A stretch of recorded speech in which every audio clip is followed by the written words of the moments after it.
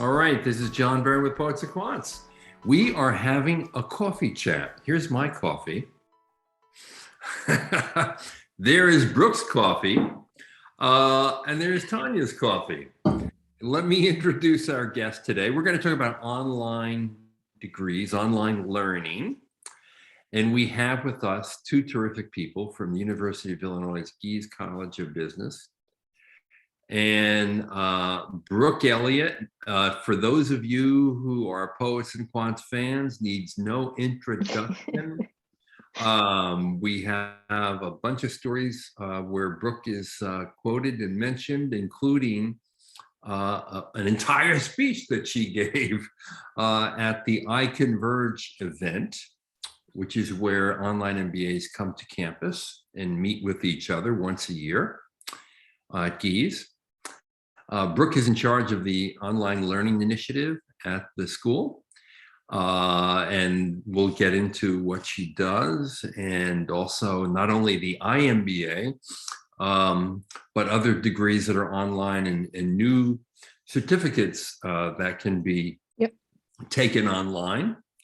Tanya is Gies as well, of course. And Tanya, what do you do? Well, so I can start with my title, Assistant Dean for Educational Innovation and Chief Learning Officer. Now, what does that actually mean? That means that I am really focused on the teaching and learning experience for both faculty and students at the college. Exactly. And Tanya is a newbie in a way at Gies, but a veteran in the space of online learning. Right. And I think it's really cool that you have essentially an innovation chief, as well as someone like Brooke, who's doing a lot of the operational stuff. But Brooke is very long range thinking. She's a strategic thinker, so I think that's you probably have a great partnership together. It's a lot of fun working together. So let's talk about one of the interesting things that I am always fascinated about. And one thing that you've achieved is delivering online learning at scale. I mean, I've written that there is no faster growing online MBA program in the world. In fact, there's no faster growing MBA program, period, in the world than yours. What have been the challenges and what have been the experiences in growing it? And what's your size now? Because every time I check in with you, it's a different number. Yeah. So thanks, John, and thanks for the introduction. Right now, we're at about 4,400 students in the online MBA program. And then, as you mentioned, we have a portfolio of online degrees, also a fully online Master's of Science in Accountancy and a fully online Master's of Science in Management. That Master's in Science in Management now is about 650 students. And we're just over a year post-launch of that program. And then the Master of Science in Accountancy program is right around 600 students. So all in, right, we continue to grow. And to your point, we have seen just tremendous growth. It's been really fun. There, of course, are challenges.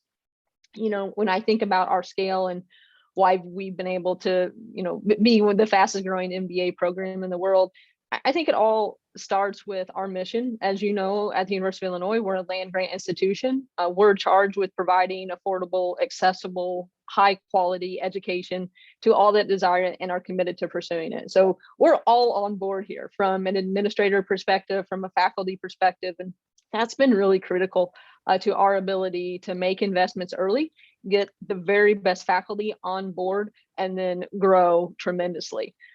Of course, it hasn't come without challenges, right? There are a lot of challenges. I mean, when we launched the IMBA program in January of 2016, we started with 116 students in that first cohort. And so, we had a model in mind built for scale. So from the beginning, we built the program for scale. We intended to use this program to be a shining example of the Gies College of Business delivering on the university's land grant mission.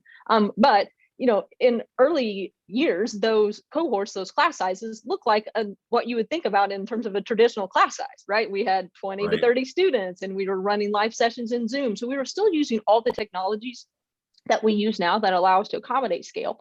But early on, it wasn't much different.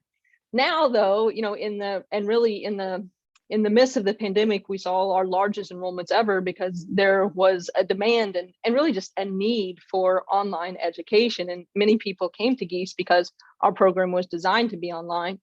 And then we ran, single courses with close to, I think our largest course was almost at 1,400 students. Well, running a single course with 30 students is quite different than running a single course with 1,400. And even pre-pandemic, it had become commonplace to run courses at 600 and 700. And we started to approach 1,000 and we're like, what will happen at 1,000? And then all of a sudden we were at 1,400, right? And so, and you just have to innovate in a moment. You have to think very differently about your course structure model, your staffing model.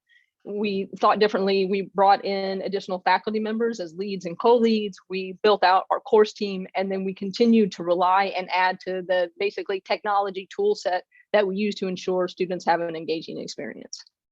One of the things that kind of surprises me, to be honest, is having met many of your students over a number of years now.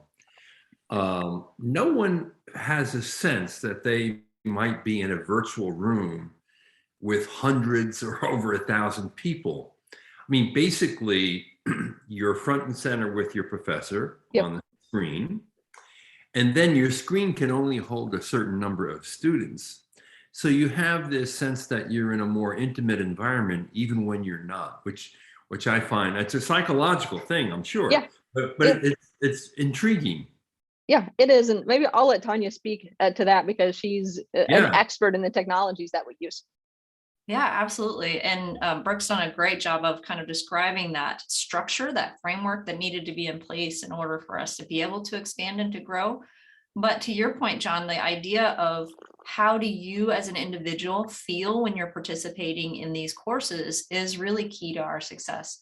If students felt like they were just a lost piece in this giant screen of people, it would be very challenging for them to feel a sense of connection. But because of some of the technologies, we can help students to feel like they are a member of a more intimate group. And some of the things that we do for that is to do things like have them in a session in which they are actively working with smaller groups. So using the tools that are available through Zoom for breakouts, using the ability to have collaborative documents that we're working on, or other tools that allow us to be able to help students to feel a personal connection to each other. It does so much for helping them to recognize, number one, that there's a great diversity in our student body. And that diversity is very important as they start to think about the ideas that they have as compared to people who are in very different situations and different experiences. And bringing that together is a really powerful piece of the program. Yeah, that's a really good point.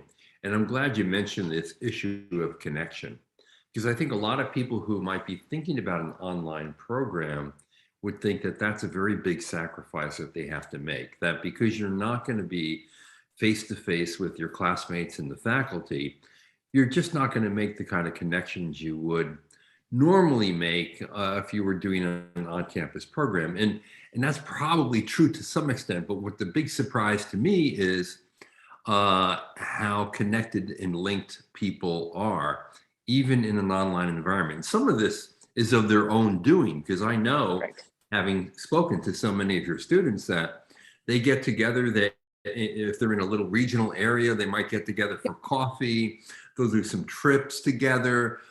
They start attending weddings and birthday parties. And then, of course, they come to campus for iConverge. And when you see them meet each other, it's like old friends meeting each other. I mean, you see the smiles, you see the hugs. And it's kind of amazing considering the remote nature of the learning. I mean, now, Brooke, you used to be the head of the accounting department, which is a top-notch, world-class accounting department at Gies, and then came into the online world. Weren't you surprised by that when you first got there? I'll be honest, a little surprised, and just at the depth of the connection. When I was head of accountancy, we launched the fully online Master's of Science in Accountancy program, right? So I drove that, right? And I really believed in expanding access to that high quality accountancy education as well. But I'd seen firsthand, how students in our residential programs interacted, right? And they see each other every day, at least 5 days a week, if not 6 days a week, right? And they had this experience together, either as undergrads and then it continued on off and into a graduate program. So they knew each other deeply. And so I probably was, I'll be honest, like skeptical that could be replicated, but it is in a tremendous way. And I think part of it is the investment that we've made, in technologies to ensure that students have an ability to interact in the classroom, right?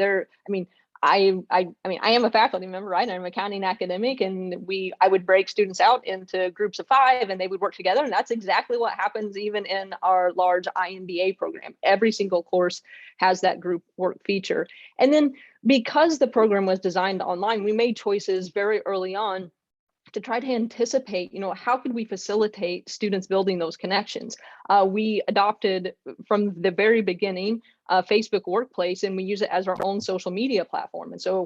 And over time, right, like any social media platform, in the beginning, there are only a few users, but now we have thousands of students and alums on that social media platform, and they use that just like you and I use any other social media platform to make connections, to share stories, to share pictures of their new babies, to share pictures from their weddings, and they use it to meet up. I mean, the students post pictures, they have meetups on their own in Dallas and LA, and they share it out. And so it's a little surprising to me, though, if you ask, like, I have a 15-year-old son, if you ask my son, is it surprising that someone would use social media to build personal connections? He would say, of course not. How else would you do it? Like, you really want me to talk to someone in person? That's crazy, Mom. Right. So it's, it's not that surprising if you think about it in a broader context, but the tools and the technologies have to be there, and we built them into the program. And I think that was really key for us. Right. And I'd just add a little piece to that in that because of the nature of text-based and video-based interaction online, we often put more thought and more emotion into what we're doing. And with that, we build deeper relationships. And so we actually can foster even more depth of relationship if we leverage that online platform in the right way. Yeah. That's remarkable. I think the other thing that needs to be said is there's a certain type of person who is going to come and get an MBA degree. Yep. There's a combination of smarts, ambition, and wanting to improve one's life that makes them immediately want to connect with others. So just the nature of the people who are attracted to these programs lends connection. That's right. Itself, because these people want to be networked with each other. These people want to learn from each other. They know there's a lot that they can gain from other experiences. And so their mindset is exactly that. They're going to connect, they're going to engage, and they're going to do so in a way that may surprise at times. Yeah, that's right. Exactly right. Yeah, I think that's exactly right, John. And I mean, many of the students in our programs, it's accessible in a way that allows them to pursue graduate business education where they were likely in a situation before where they couldn't. And it could be because of the affordability, but a lot of it is just because of the flexibility and the accessibility, right? We have active duty military. We had a submariner in the program. We have entrepreneurs who could never step away, right, from what they're doing day to day because they're building a business on their own. We have moms and dads, right, who don't have the ability to move their entire family, to a common location, right, for a 2-year stint to pursue education. And so because of that, they're excited about the opportunity to pursue an MBA in this way. And you're right, they're looking and they're willing to make that investment to connect in a different way. And they appreciate the fact that you can connect not face to face. And so it's worked out very well. Yeah, it's worth saying, and I've said this before, but it's important, I think, to point out to people who may be new that the price point is X. What's the current price point for the IMBA, and the price point for the accounting and the management master's degrees are what? Yeah, so the MBA is still under $23,000. The MSM is an $11,000 degree, which is like the best return on investment in graduate business education. And then the Masters of Accountancy program, depending on the electives that you choose, you know, it's under 30,000. And so they're all extremely competitive, and more than competitive. You know, I think they really broke the barrier, particularly the MBA and the MSM program, in terms of affordable access to high quality business education. And here's what needs to be said about that. When you look at other programs, and you may see some price points that are in and around these, what you generally get are 100% video instruction. Right. You don't get weekly live classes. You may not even get the school's top professors. You may get adjuncts. That's right. Who aren't even connected to the actual university and don't have tenure. You don't get the thinking, the support mechanisms that you've built into this. So you're delivering a heck of a lot of value at that price point. And frankly, with programs that are priced even in six figures. Correct. Yeah. Yep. Yeah, that's exactly right. And maybe I'll let Tanya speak a little bit just to our commitment, you know, to putting our very best faculty in those programs, and to, you know, a commitment to quality of, it's the same degree, right, that we've always offered. It's just in a more affordable and accessible way. Yeah, that's exactly right. I mean, when we think about some of those online courses you might have referred to, John, or programs, they're a collection of content. And that's really what they offer, is a collection of content. And with our program, we're going beyond that. We're not only offering a collection of content from the best, from our great faculty who have really not only a lot of expertise in the content area, but they have a lot of experience now in teaching in this online modality. But beyond that collection of content, there is the element of doing. So it is, I am going into class, I'm listening to these great faculty who have this really clear expectations and experience, and they're giving me suggestions. I'm getting suggestions from my peers. I'm interacting with others. I'm doing hands-on activities around cases and content and data. And then I'm being able to go into my work the very next day, the very next week, and I'm being able to apply it. And so the act of doing is complementing that really expert content. Right. Now, Tanya, how can you tell, or how can an outsider tell when an online course is well designed? Well, you know, there's a lot of debate out there about, you know, what's a good quality online course. And really, I would push back and say, what is good quality teaching, period? What is a good course, period? There are certain elements that are included in a course that is just good quality all across the board, regardless of which way that it is delivered. And a few of those, we've already talked about some of them. It's the interactivity, it's the community, it's the application, the doing, but it's also looking at it from the perspective of trying to figure out, is there a balance between my engagement and the challenge or rigor that I'm going to face? We don't want to go into an online course or any course and have it be just an easy check these boxes and it's done. Mm-hmm. We want it to be something that you're going to have challenges, you're going to experience growth. And on the other hand, it also needs to be motivational, inspirational. You want to feel a desire to be a part of that and to change who you are. It also should be very structured and consistent to allow you to go through it in a timely and meaningful way, while still allowing you some flexibility, agency, and choice. And so when you see those kinds of elements in any course, but in particular in an online course, you see that structure and that intentionality of the design being built in, that's an indicator to you that you're going to be experiencing something of quality. Yeah, those are all good points. I like to think of recipes because I'm a cook. So when I think of the recipe to make online learning a high engagement experience, I'm thinking, okay, what ingredients actually go into that? So let's go through maybe some of the things that you do at Gies to make online degree programs high engagement. Brooke?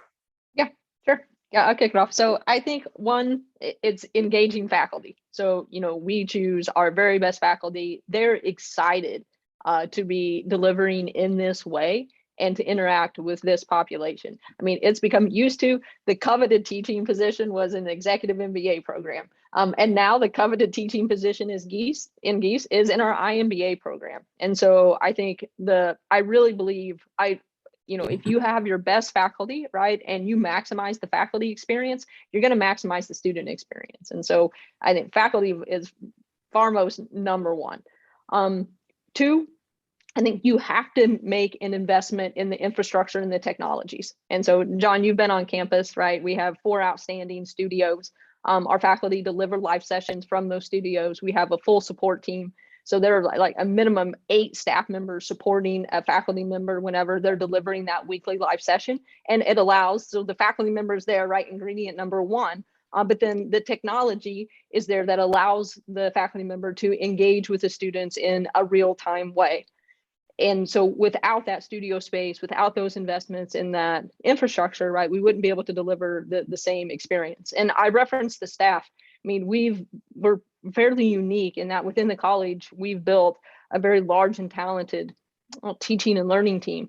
And that staff and their expertise in pedagogy and in engagement and in helping the faculty member to engage. It is difficult when you have 400 students in a single live sessions and you're trying to manage a large lecture-like discussion, and or you move them into breakout rooms and you're trying to manage the breakout rooms and then you bring them back together for a discussion, right? Doing that as a single actor is very difficult, but we have an expert staff, right, that helps that happen. So for us, I would say those are the top 3, for putting together a recipe for engaging online education. But then you also have things like iConnect, immersions, experiential learning, group work, office hours, iConverge. Sure. So get into some of that.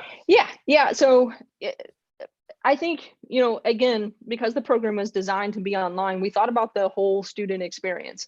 And we've always been great at delivering residential education, and we wanted the education to be the same, right? The quality of the education and the quality and level of the student experience to be the same, irrespective of what Gies degree you are experiencing. And so we are known for experiential learning opportunities in our residential program. We also embed those in our online programs. And so each course series, so we have in the IMBA program, they're structured in courses, 3 course sequence. And so specializations, each ends with a capstone, a 2-week capstone, and it's an opportunity. The students form groups on their own. It's a case application of everything they've learned through those first 3 courses, and it's facilitated typically by a specialized faculty member who has experience, right, or even is currently working to help them apply those concepts and learn how to take those concepts back to whatever their day-to-day job is. So that's probably the smallest form. But then we have a portfolio of opportunities as well. So, you mentioned iConverge, right? So all students come back to campus once a year to be able to engage with one another socially, but we also have a lot of different experiential learning opportunities. We also invested in developing and delivering immersions. And so we have a portfolio of both domestic and international immersions. Domestic students tend to spend 3 to 4 days. There will be a case study with a faculty member. We'll go live to a site and, for example, we'll have a theme and we'll visit 2 to 3 companies. They'll see, the last one I went on was in Dallas, right? We visited Walmart, we visited Amazon, it was around supply chain. And so 30 to 40 students come together, they meet one another and they have an experience just like you would in any graduate business program. And then we do that in the global space as well. And in the pandemic, of course, we were very limited from a travel perspective. And so we actually launched a series of virtual global immersions. And so we've taken our students to Japan, to Africa, and they've been able to connect with MBA students from those countries. And so it's a silver lining of the pandemic. It's something that's going to stay permanent. So we're going to continue to offer both in-person, domestic and global immersions, and then also a series of virtual immersions. And so honestly, the opportunities that our students have to connect and engage in learning outside of the classroom, I would put our portfolio of experiential learning opportunities in the online space up against any residential programs, including our own residential programs in the Gies College of Business. And then your professors have weekly office hours.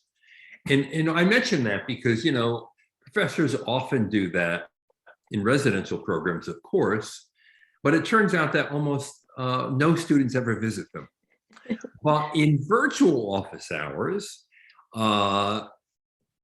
there's a surprising number of students who actually take advantage of that to make deeper connections with the faculty, but also to gain advice. And so it's above and beyond just the coursework is the point I'm trying to make. Of the office hours. And I can let Tanya speak to that. Yeah, I was just talking to a faculty member yesterday, and she was describing how in her office hours, she'll have 60 or 70 students at a time who come in, and basically anybody can raise their hand. They can bring up any issue that they want to talk about. They can talk with the professor, and then the rest of the group can talk about it as well. So it's not a I'm sitting here doing other things while nobody comes to my door kind of thing with these office hours. It's really a chance for the students to have more of an informal connection with their faculty. And you see the evidence of that when they come to campus and do an iConverge, or even when they go through a graduation, and they're really, really excited to be able to meet their instructors in person when they've had all these office hours and connections with them. And it's really kind of amazing to see that relationship be able to develop because of those informal opportunities. Yeah, totally.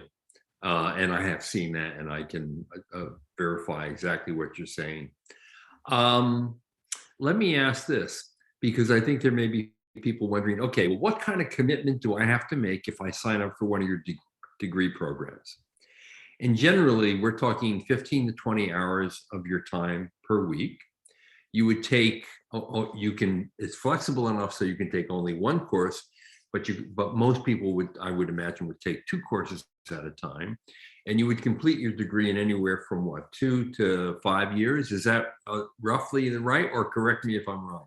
Yeah, so you're pretty close. And so we run our courses in 8-week segments. So we intake cohorts every 8 weeks as well. So August, October, January, March, and May, and you can start taking courses in any of those 8-week terms. We do offer a tremendous amount of flexibility, and so that's how, that's one element of flexibility, is you can enroll in one 8-week term and then not enroll in the next 8-week term, and that happens a lot.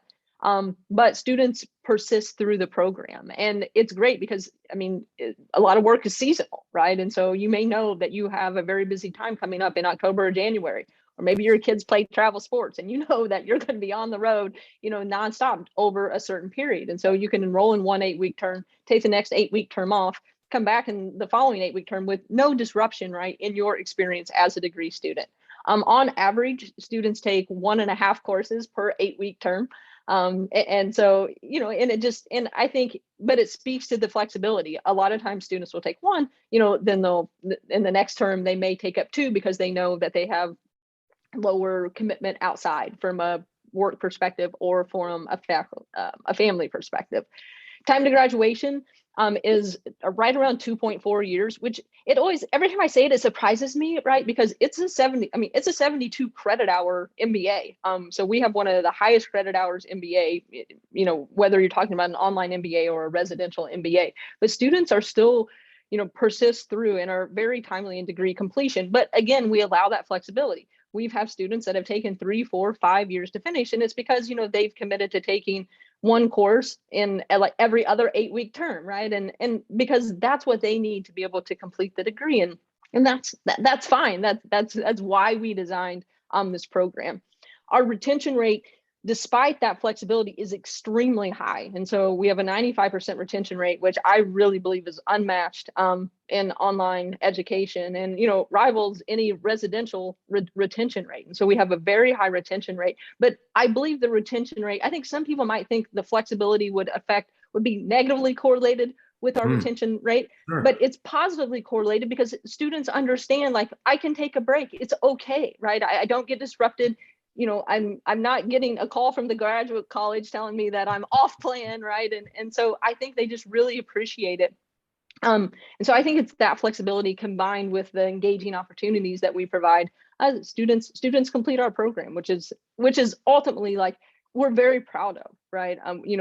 Our students experience very positive outcomes during the program in terms of career movement and career trajectory, as well as raises during the program. But we of course want them to be able to complete the program and walk away with that credential because it changes their lives.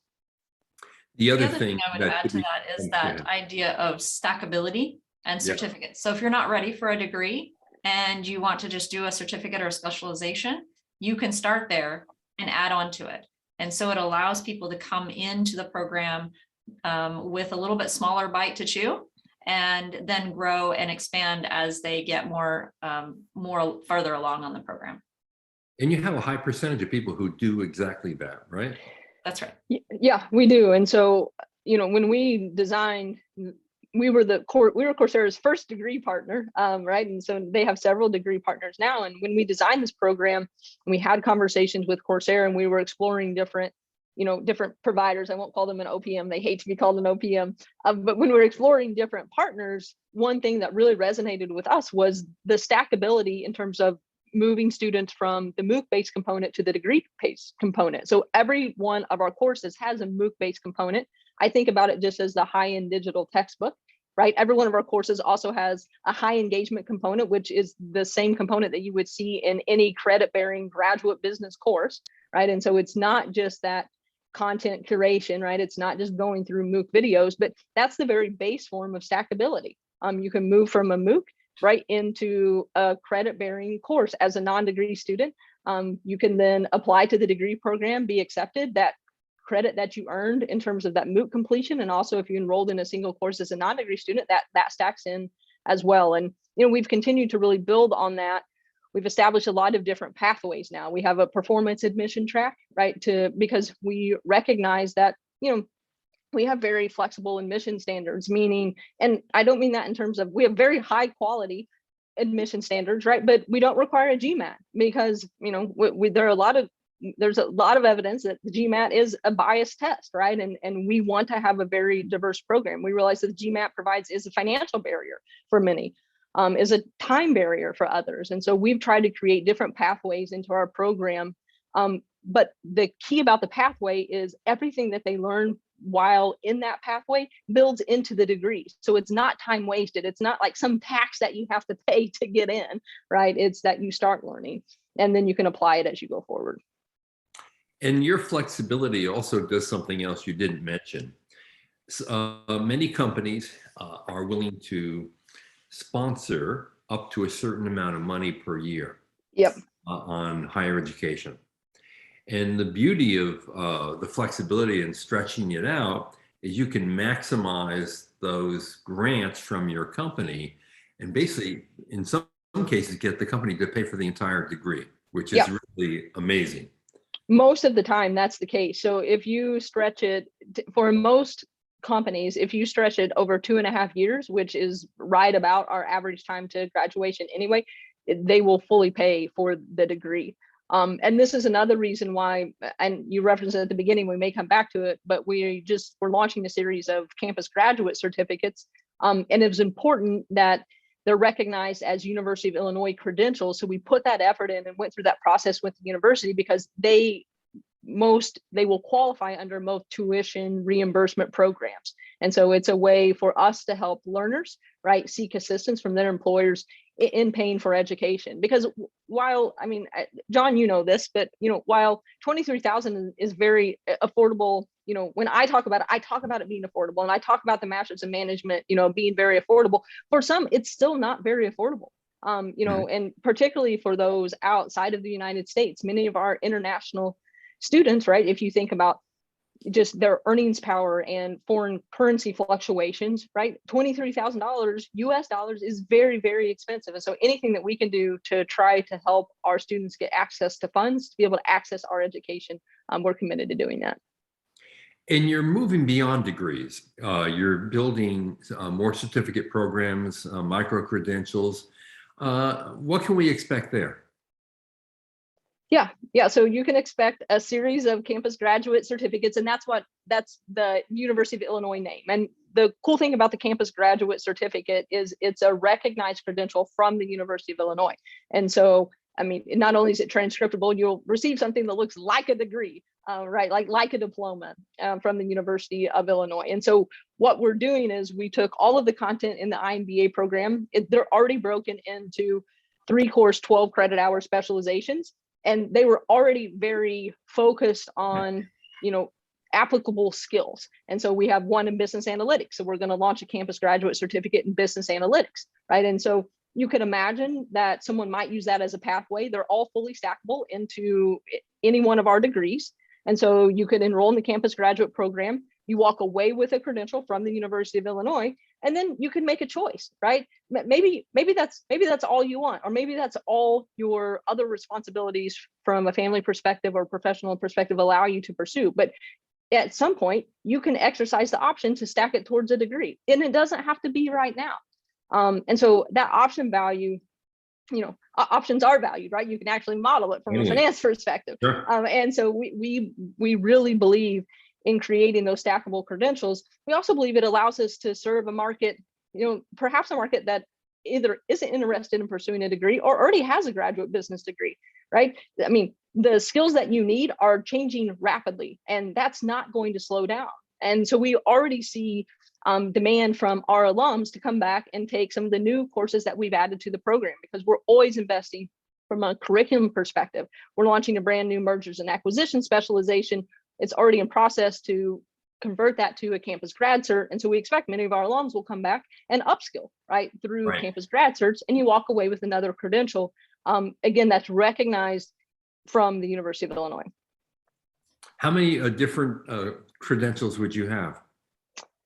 So the initial set we're launching a set of 8, but there are at least 8 more like in the works now. So everything has to go through the full university approval process, which I think is quite important. I mean, in the micro-credential market, right, it's a growing and like burgeoning market of micro-credentials, and it's becoming very difficult to discern the quality of those micro-credentials.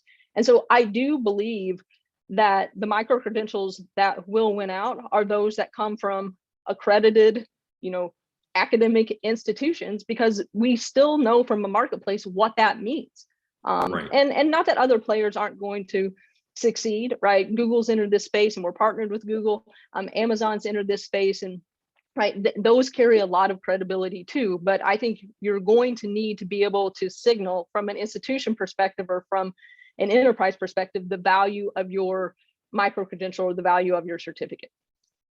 And I think this also just adds to evidence of our importance that we place on lifelong learning. The idea that you're going to come during a traditional time period and complete a traditional degree and then you're done is really not in line with the expectations of people these days. People need to have a place where they can trust that the resources and materials and opportunities that they're going to get are of a particular level of quality, and they want to have that ability to come and go as it fits their lifestyle. And I think we're very committed to that. And I'm reminded of one of the innovations, one of the many innovations you've had in the program is around micro-credentials. So not only are they an onboarding ramp into the degree programs, but you also award micro-credentials in the programs as people progress, so that it's an incentive to keep going, but it also is something you can put on your LinkedIn profile, tell your employer about, to sort of gain credit with your employer as you progress through the program, right? Yeah, that's exactly right. And I do think, coming back to retention rate, I think this does play into our retention rate. So as students proceed through the IMBA program, again, I mentioned it's a 72 credit hour degree, right? It's a lot of credit hours, but they proceed through, and as they complete each specialization, we've worked with Accredible, and as soon as they complete the specialization, we award them a badge. And so they get a digital badge. It's a digital certificate. And if you look on LinkedIn, right, our students post them out, and it's really great. Our students will tell the story.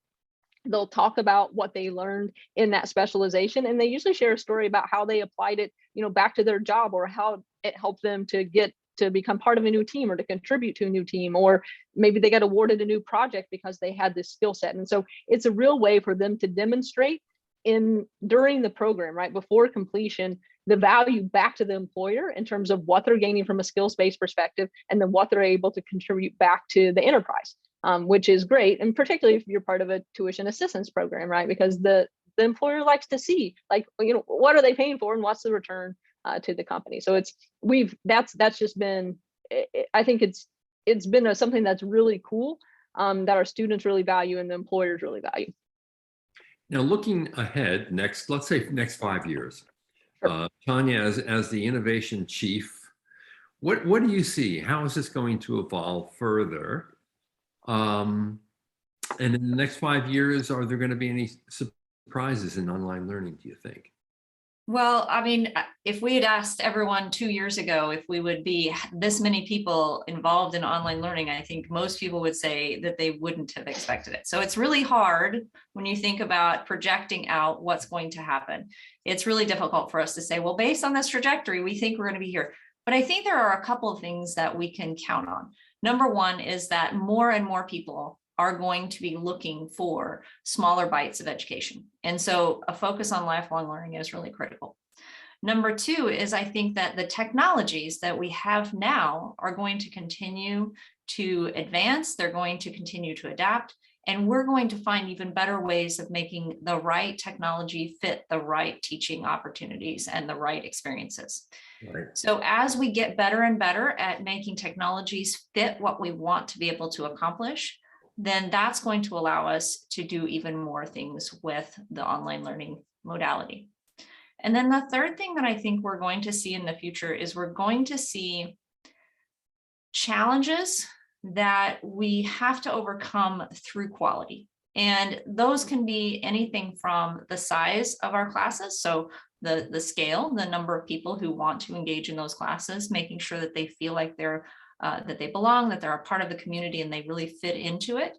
But there's also going to be challenges in terms of so much proliferation of, as Brooke was mentioning, if there's just all of these poorer quality programs out there because of different levels of experience or expertise in being able to put them out, what we're going to face is we're going to have more and more people who kind of have that mentality of online isn't as good, or online doesn't fit what I need. And so right. I think that it really calls on us to rise above that and be able to provide evidence of great quality, but also to be out there speaking to legislators, to regulators, to employers, to be able to say, look, here's how you can tell the difference between a poor quality program and a high quality program. And we're seeing that right now with Pell Grants and the skills-based kind of short-term programs. They're specifically saying you can have a Pell Grant to be able to get one of these credentials, but not online. And why is that? Well, because online's not as good. Well, that's not the case. That's not true. That's something that we have to go out there and fight that misinformation. And one way is just greater acceptance among employers. Mm-hmm. I mean, there was a time when employers thought that online learning wasn't exactly the same as residential. I think that that's pretty much done for. And the pandemic has done a lot to make people understand that, you can do this remotely because many people are working remotely even today, since the pandemic seems to linger on and on. But it has, I think, brought greater acceptance. Don't you think, Brooke? Yeah, I positively think so. I mean, I'm always looking for the positives and the negative, right? And so I do think that one of the silver linings in the pandemic has been acceptance of, online education, because everyone was forced into an environment where we worked online, right? We all use Zoom. We're all Zoom experts. And so, and we conduct business in that way. And, many people are in the client service industry, and they brought on new clients and built relationships all virtually. And so I think it's, accepting that virtual and using Zoom and using technologies that you can build those same types of connections, that you can efficiently conduct business. And if you can do that, I think they start to believe that well, it's not so far-fetched then that you could deliver very high quality, engaging business education. I still think there are skeptics, but I believe like we moved online education forward, at least probably 3 years, if not 5 years. And you also see that in competitiveness, right? All of a sudden in the pandemic, now everyone's in the online space in very different ways. Yes. Academic institutions, non-academic institutions. And so it immediately became a much more competitive market. And luckily we had made the investments early on, and we were ready to continue to invest and pivot. And we believe in what we do. We know where we're going. And so we're just taking advantage of it. So now, what advice do you have for someone who is thinking about doing an online degree, would like to know more about your programs? What should they be doing? Obviously, they should go to your website, which is very good, and they should examine the structure of the curriculum, the courses, the concentrations, the stackability of things. If you want to just a bite-sized start, what else should they be doing? Yeah. So we have a great website, right? So you can go and learn a little more about our program. You can ask questions. And so we use a chat bot on our website, right? To try to be able to respond to the most frequently asked questions. There are a lot of different pathways. I would explore the different pathways. If someone never has experienced online education, I would recommend that they go to Coursera and enroll in one of our MOOCs, right? You can still enroll in one of our MOOCs at no cost. If you want to walk away with a Coursera certificate, right, you can sign up from, it's either, typically it's a subscription model. And so, if there's no experience with online education, I think that's the best pathway. And so it's starting there. If you want to pursue something more, I still think it's going to Coursera, exploring that, coming to our own website, and apply. I mean, our application is very user friendly. As soon as you apply, you'll have someone, like, we have a very robust system. Someone will actually reach out to you and call you on the phone, which is maybe a little outdated, but we find that people love it, right? Because we call everyone that submits an expression of interest, and we say, where are you in your education journey? What are you thinking of? And if and we don't always push them towards a degree if that's not what they're ready for, right? We have a portfolio of offerings. We want to get them in the pipeline. We believe in lifelong learning. And so we have great individuals. We have a team of individuals that are sitting here ready to answer those questions. From admissions counselors, we have alums that are now very involved in the process. And so they can talk about our programs and what it was like, as a student. So just get started is what I would say. That's great advice. Hey, what a pleasure it's been to see both of you again. Thank you for joining us for this coffee chat. And I hope all of you out there have learned enough to pique your interest and to explore further. You'd be hard pressed to find a greater value in higher education than what you can find at Gies. Just terrific programming. And here's the other thing I really like. I have a confidence in a sense that you'll be pushing the frontiers of online learning. In other words, this is a team that is not complacent. 3 years from now, 5 years from now, this is going to look very different than it looks today because of the hard work, the diligence, the resources that have been placed on this, which is a crucial strategic piece of the school's mission moving forward, all underlined by this belief that education should be democratized, that it should be accessible and affordable to greater numbers of people all over the world, which is a beautiful thing. Yep, I 100% agree, John, and it's always a pleasure. Thank you so much for the opportunity. No, thank you. Thanks so much for having us, John. It was great talking with you. Thank you. So we've been with Tanya Means, the innovation chief. I like to call you just the innovation chief. I'll take it. Big long title. That's so involved for me. I know. And Brooke Elliott, of course, the head of the online learning initiative at Gies. Thank you for joining us. Thanks so much. John.